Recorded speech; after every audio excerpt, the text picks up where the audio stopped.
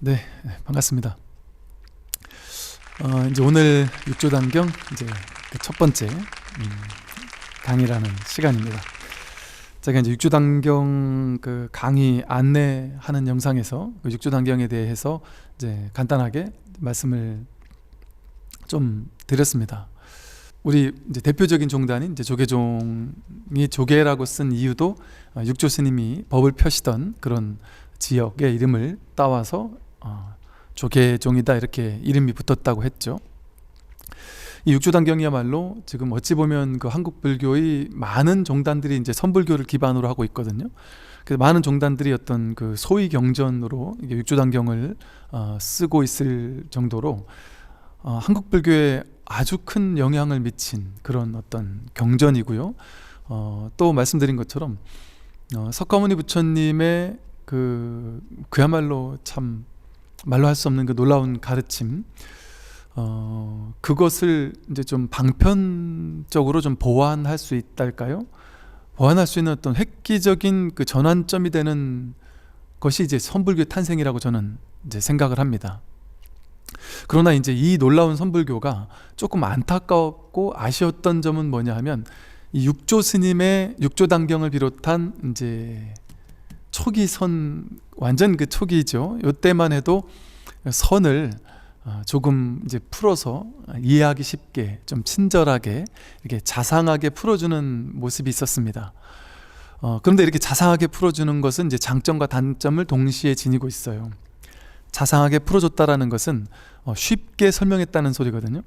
그런데 사실은 법은 말로, 언어로 쉽게 설명될 수 없는 무언가입니다. 그런데 그것을 쉽게 설명을 하려고 하면 어쩔 수 없이 잘 알아듣는 장점이자 단점이 생겨요. 이게 장점은 우리가 이제 알아들을 수 있다라는 장점인데요. 단점은 이걸 알아듣기 시작해서 머리로 이해하기 시작하면 선의 본뜻, 낙처, 귀결점, 선이 가리키고자 하는 바의 진실에 가닿기가 어려울 수도 있다는 점이죠. 그래서 이 육조단경에서는 그래 자상하게 선을 좀 풀어서 설명하고 있고요. 그 이후에 뭐 마조부터 시작해서 임재, 조주 이런 이제 황벽 이런 스님들은 두 가지를 아울러 쓰고 있어요. 한편으로는 선을 이렇게 설명을 해주고 있고 또 한편으로는 설명 없이 곧바로 법을 드러내 보이고 있어요. 뭐 이것이 법이다. 이것이 법이다. 손가락 하나를 들어 보이고 이것이 법이다 하는 방식으로 직지인심, 이제 곧바로 법을 드러내 보이는 어떤 두 가지 방편을 아울러 쓰고 있습니다. 이게 이제 선의 특징이에요. 그런데 이제 한국 불교에서 그동안 선불교 하면 우리가 알고 있었던 것은 이제 육조 스님이 이제 쉽게 말해 원류의 조사 스님이라고 할 수 있는데 육조 스님의 제자, 그 밑에 제자, 또 그 밑에 제자 한 3대, 4대, 5대, 6대까지 넘어가는 제자들이 상당히 걸출했던 제자들이 많았습니다. 그 가운데 이제 임재 스님이 딱 나타나면서부터 임재 스님 이후에 어떤 다양한 이제 우리가 오가칠종이라고 불리는 그런 어떤 종단들이 주요 종단들이 생겨나기도 했고 임재 스님의 가풍이 그 이후부터는 임재종이라고 할 만큼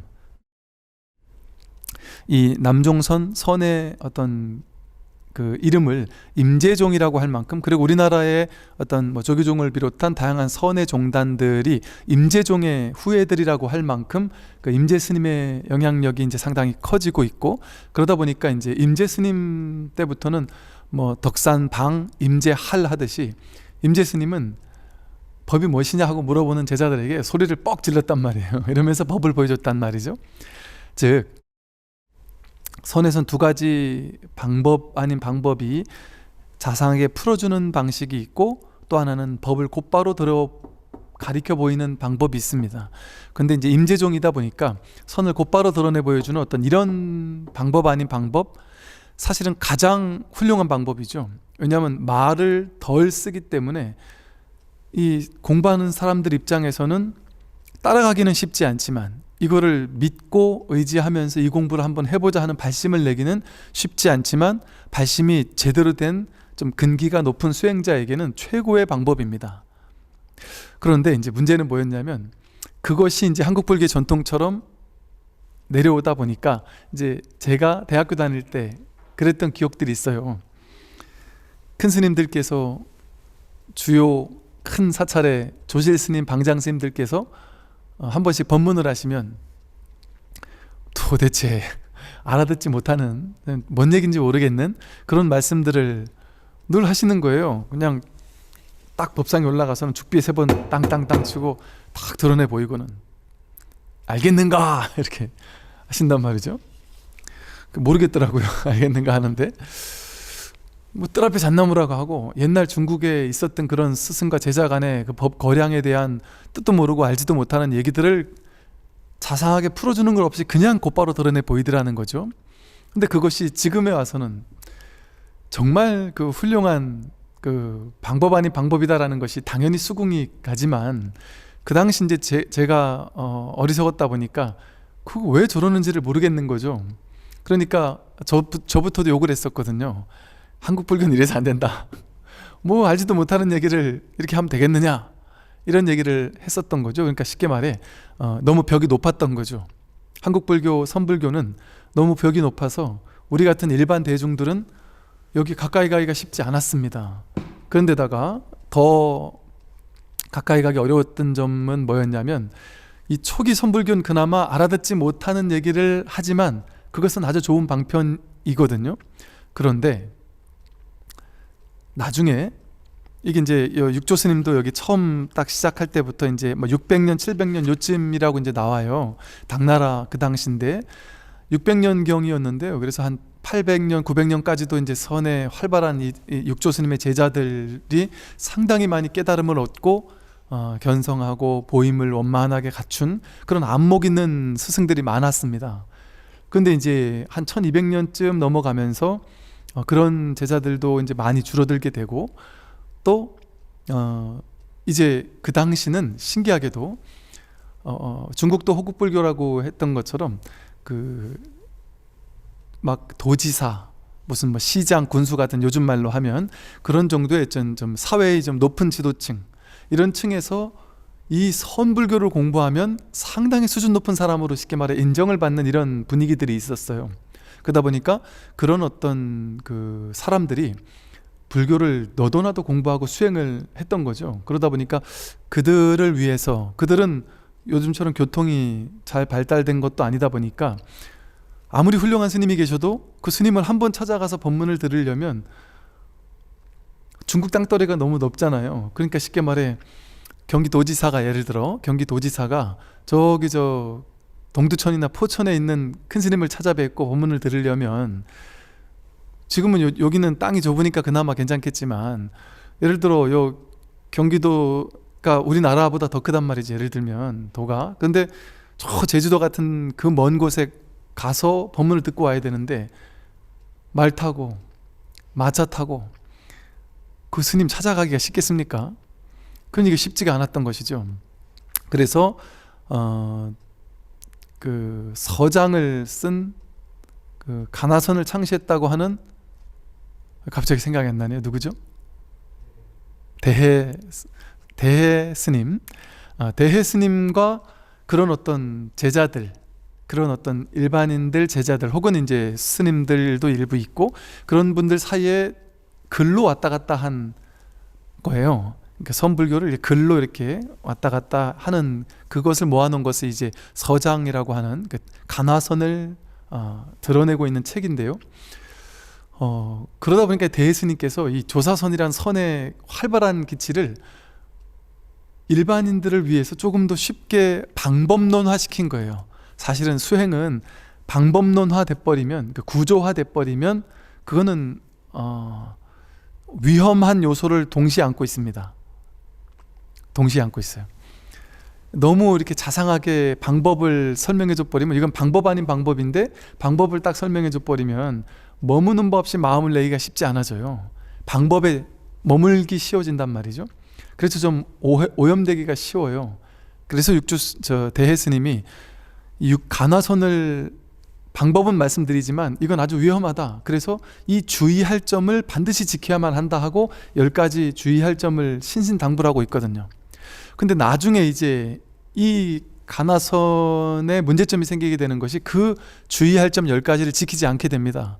그러면서 이 간화선이 막 연불선이나 유교나 뭐 이런 다양한 명상 수행법, 기도 수행법 이런 것과 막 접목되면서 막 밀어붙이는 수행법화되기 시작해요. 그래서 이 선의 본래적인 그 모의법인 갈고 닦을 필요 없는 그 선의 본래적인 기능을 잃게 된달까요? 많이 퇴색되고 오염되기 시작합니다. 그런 간화선을 지금까지 우리는 이제 하고 있어 왔단 말이죠. 그래서 많은 스님들도 그렇고 이제 선을 공부하는 많은 분들이 지금 이제 종단에도 이렇게 직설을 하고 있습니다. 우리가 조계종 아닙니까? 그러면 이 육조 스님의 가르침을 공부하는 제자들 아닙니까? 종단 아닙니까? 그러니 육조 스님의 본뜻으로 돌아가야 됩니다. 육조 스님이 가르치는 이 일리로 돌아와야 되지, 그 이후에 오염된 불교를 과감하게 씻어내고 이 본뜻이 담긴 육조, 조주, 마조, 황벽 그 당시의 초기 선불교로 돌아가야 됩니다 하고 주장하는 스님들이 요즘에 많이들 계세요. 물론 그렇게 주장해서 또 일부는 욕을 잡수시고 계시는 분도 계시지만 어찌 보면 저도 뭐 그 중에 하나일 수도 있지만, 그래서 저 또한 마찬가지, 그 스님들도 마찬가지였겠지만 이거는 뭐 이제 종단을 비난하려고 하거나 이런 게 전혀 아닙니다. 너무 단순한 이야기예요. 부처님 가르침의 핵심, 석가모니 부처님의 본 경전으로 돌아가자. 그리고 육조 스님의 우리가 불교를 공부하고 있는 이 참뜻인 이 본뜻으로 돌아가자는 얘기거든요. 딴 걸 하자는 얘기가 아니에요. 그 이후에 오염되어 가지고 다양한 수행법이 만들어진 그걸 따르지 말고 부처님과 육조 스님이 직접 얘기했던 이 이리로 돌아가자는 얘기예요.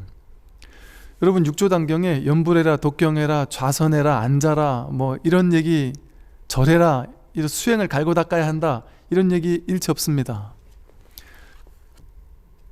금강경, 아함경니까요. 금강경에 그런 얘기 있습니까? 연불해라, 독경해라, 좌선해라 뭐 이런 얘기 있습니까? 없습니다. 반야심경에 있습니까? 없습니다. 근데 지금 제가 말씀드린 그 경전들이 소위 경전들이에요. 종단의 가장 중요한 경전이에요. 우린 대승불교권이다 보니까 대승불교 소위 경전들이에요. 반야심경, 금강경, 육조단경 이런 것들이. 거기 나오지 않은 것들에 우리는 목숨 걸고 살아왔던 거예요, 지금까지. 엄밀히 말한다면. 물론 그렇다고 해서 제가 뭐 지금 절에서 하는 기도나 뭐 명상이나 연불, 독경, 좌선 뭐 수행법을 깡그리 다 무시하자, 그건 다 쓸데없는 거다라는 얘기를 하는 게 아니에요. 저는 거기에 또 완전히 동조하지도 않습니다. 초기 선불교의 스님들의 가르침을 보면요, 그렇게 얘기해요.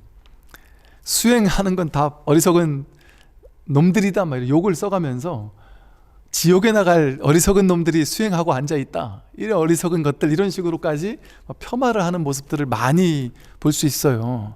그런데 저는 그렇게까지 생각은 하진 않아요. 왜냐하면 사람들은 근기가 다 다르기 때문에 바른 중도적인 바른 안목, 여기서 말하는 반야바람이래, 바른 수행의 안목을 갖추게 되면 연불도 독경도 좌선도 명상도 하다못해 길을 걷는 것도 설거지하는 것도 청소하는 것도 하루 종일 하루하루 삶을 사는 모든 것들이 전부 다 공부 아닌 게 없고 중도 아닌 게 없고 수행 아닌 게 없거든요.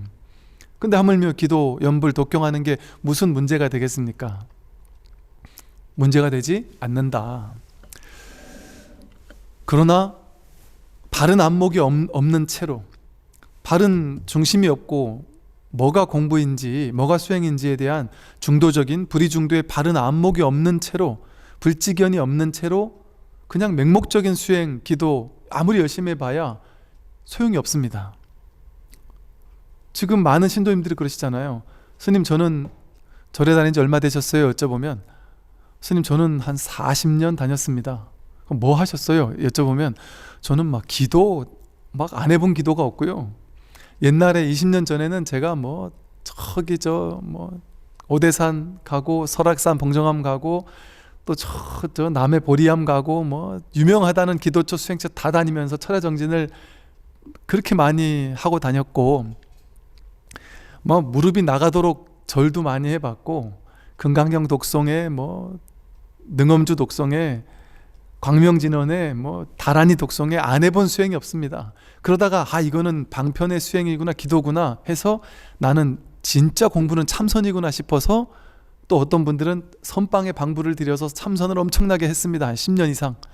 또 그것도 부족해서 어떤 분들은 제가 불자분들이 어떤 분들은 남방으로 떠나서 태국, 미얀마로 떠나서 수행처에서 막 몇 년을 살다 오기도 하고 그러면서 지금 만난 많은 분들 30년, 40년 공부했다는 분들 만나보면 그런 엄청난 노력을 하신 분들이에요. 그래서 거기서 배운 걸 가져와 보십시오 하고 얘기를 하면 없어요. 없는 분들이 많다. 물론 있는 분도 계시겠죠. 그렇게 공부를 했는데도 이거는 신도님들만 그런 게 아닙니다. 스님도 마찬가지예요. 선방에서 30년 동안 안거를 했다, 20년 동안 안거를 했다 하는 스님들과 대화를 나눠보면 뭔가 답을 낸 사람이 없다. 나만 답을 내지 않은 게 아니라 선방에서 뭔가 깨달았다 하는 그런 소식이라도 들려와야 나도 저분도 되니까 나도 되겠구나 하는 자신감을 가지고 공부할 텐데 그런 게 없다 하면서 좌절감, 절망감에 빠져 있는 스님들이 많이 계시더라는 거죠. 그럼에도 불구하고 왜 의문을 갖지 않고 여전히 그곳에서 계속 앞으로 30년을 더 해본들, 지금까지 30년 동안 안 됐는데 앞으로 30년 동안 되겠습니까? 될 수도 있겠지만 안 될 확률이 높을 것 같다. 그러면 어떻게 해야 될까요? 제가 이 처음 육주단경을 다시금 보면서 딱 하나 어떤 마음을 가졌느냐, 다 내려놨습니다. 지금까지 내가 공부했던 것, 이게 불교라고 생각했던 것, 이게 옳다라고 생각했던 불교에 대한 모든 견해들 전부 내려놨습니다. 제로에서부터 그냥 아무것도 모르는 사람이라는 마음으로 다시 시작하자. 근데 다시 시작할 때는 지금 우리가 알고 있는 불교를 공부하지 말고 초기 선불교와 초기 석가모니 부처님의 가르침 그것만을 보고 공부하자. 딱 그 원칙 가지고 공부를 했습니다. 너무 놀라웠어요. 내가 지금까지 뭘 하고 있었던 거지? 이렇게 명명백백하게 진실을 그대로 드러내고 있는데 왜 이 진실을 불교계에서는 거부하고 그 이후에 만들어진 방편들, 기복들, 전통들, 기도들, 이런 그 이후에 깨달음이 오염 없어지던 시대에 만들어진 거에 우리는 이렇게 혈안되어 있을까? 그게 너무 궁금했던 거예요. 말도 안 되는 일이 벌어지고 있구나.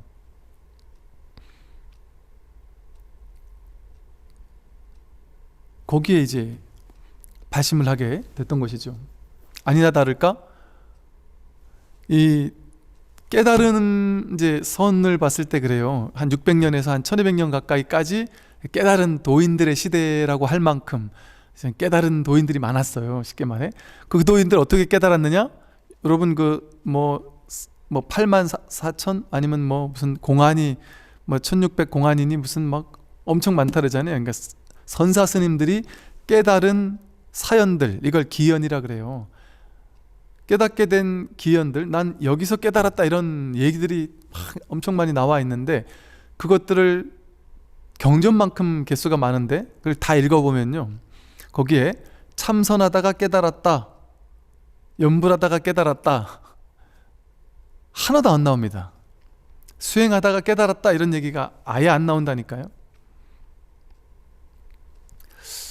거의 안 나옵니다. 제가 100% 다 본 건 아니니까 거의 안 나옵니다. 다 어떻게 하다 깨달았느냐? 언하대오라고 그래요. 언하대오. 마조 어록에 언하대오 이렇게 나와요. 언화, 즉 스승의 법문을 듣다가 그 말끝에 깨달았다. 이게 깨달음의 전통이었어요. 석가모니 부처님도 마찬가지예요. 부처님 당시 아함경 니까야를 보면 부처님이 뭐 하신 분이에요? 계속 제자들한테 앉아라 명상해라 하지 않았던 분이에요. 그냥 그게 필요했던 사람들에게 보조적인 수단으로 얘기했어요. 깨달음은 명상을 통해 삼매를 증득하는 걸 통해서 가는 방법도 있긴 있다. 근데 그것을 전혀 통하지 않고 가는 길이 있다. 삼매를 통하지 않고 가는 방법도 있다. 이렇게 얘기를 하셨단 말이에요.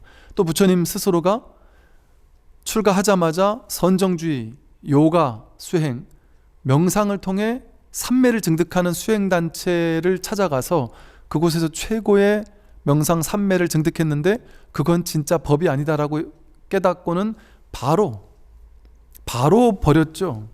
그리고 다른 걸 찾아 나섰어요. 부처님의 생애가 그것을 딱 보여주고 있거든요. 그럼에도 지금 불교에서는 뭐만 했어요?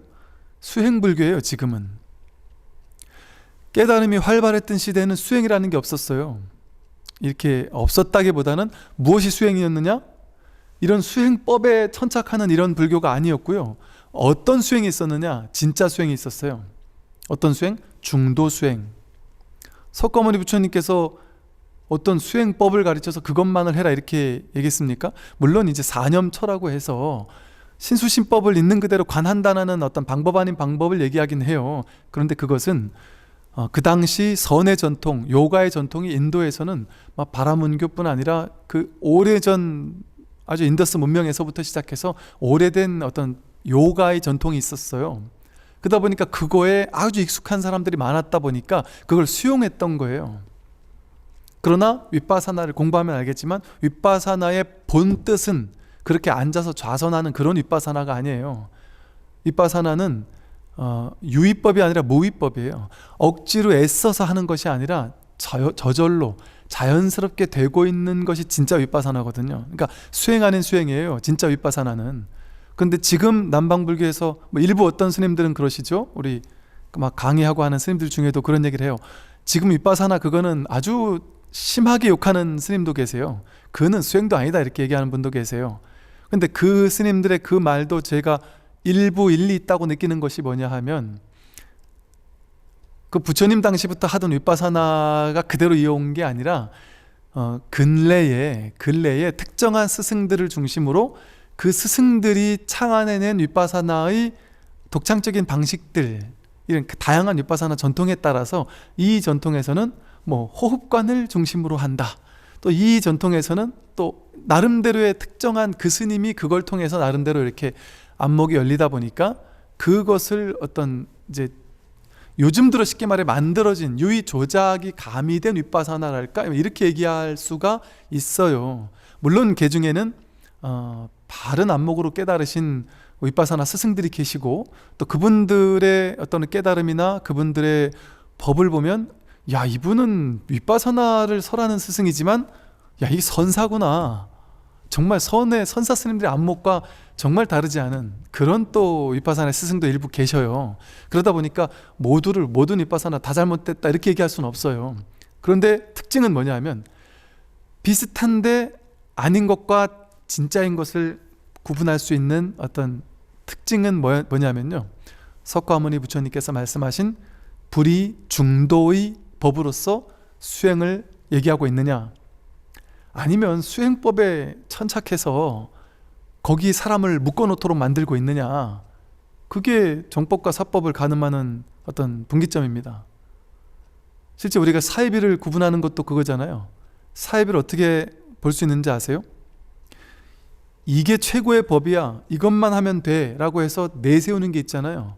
이게 내 법이야, 이게 내가 말하는 수행법이야, 이게 최고야, 이렇게 내세워서 나를 따르라, 이 법을 따르라 이렇게 하는 뭔가를 딱 쥐도록 만드는 스승은 사이비에 가깝기 쉽습니다.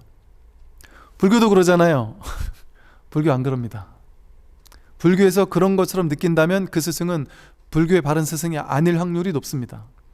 불교는 입파자재라는 말이 있어요. 세웠다가 깨뜨릴 세울 설립자, 세웠다가 깨뜨리는 것을 자제하게 하는 스승이 진짜 스승이라는 거예요. 이것만이 최고다라고 해서 막 여기만 묶어두게 하려고 하고, 신도님들도 우리 절에만 묶어두게 하려고 하고, 여기저기 불교 공부는 법을 찾아 떠나는 공부잖아요. 그리고 공부 어느 정도 됐다 하면 하산하라고 하잖아요. 묶어두려고 하지 않는 게 불교 핵심이에요. 근데 자기 수행법을 내세우고, 불교의 모든 교리는 내세우고자 하는 교리가 하나도 없어요. 깨뜨리고자 하는 것을 교리화시킨 거예요. 불교의 모든 교리는 임시로 썼다가 버려야 될 것들이에요. 그래서 부처님께서 석가모니 부처님의 모든 가르침은 전부 다 뗏목과 같다라고 했죠. 달을 가리키는 손가락과 같다고 했습니다. 손가락이 필요해요. 달을 보는데 임시로 달을 보기 위한 이정표로 잠깐 필요하고, 달을 봤으면 손가락은 버려야 되는 거죠. 그래야 달을 볼 수 있으니까. 부처님 가르침의 경전, 교리 이런 것들은 깨뜨리기 위해서 존재하는 거예요. 거기 사로잡히면 안 된다. 그 서양 종교에서 보면 뭐 문자주의라는 이런 표현이 있어요. 그 종교의 성전은 문자 그대로 일획도 거짓이었고 완전한 순진무결한 진실이다라고 주장하는 그런 거죠.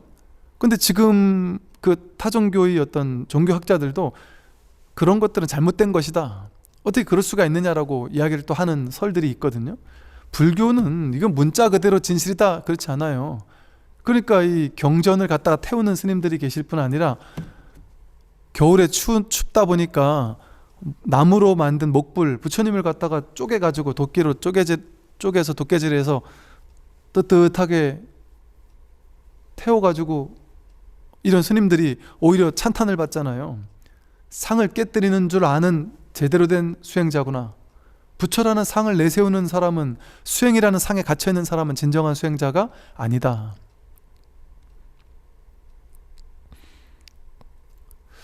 이게 불교의 정신이잖아요, 그죠?